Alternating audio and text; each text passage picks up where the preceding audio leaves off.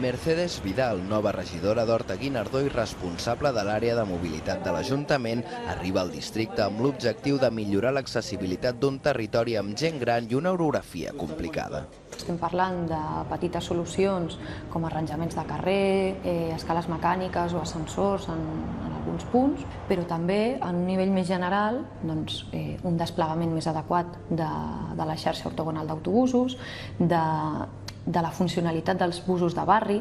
Uns busos de barri que tornaran a funcionar els diumenges i festius, solucionar la situació dels veïns del Turó de la Rovira afectats pel Pla dels Tres Turons i l'ordenació de les barriades al peu de la Serra de Collserola en situació irregular són alguns dels reptes que haurà d'afrontar aquesta ambientòloga militant d'Esquerra Unida i Alternativa. L'avalen 10 anys d'experiència en l'elaboració de projectes urbanístics relacionats amb la sostenibilitat i el medi ambient. El pla que no tirarà endavant és el de la cobertura de la Ronda de Dalt aprovat pel govern anterior i que assegura que és inviable. Aquest pla no és el nostre pla i no és el que aplicarem, però el que sí que farem serà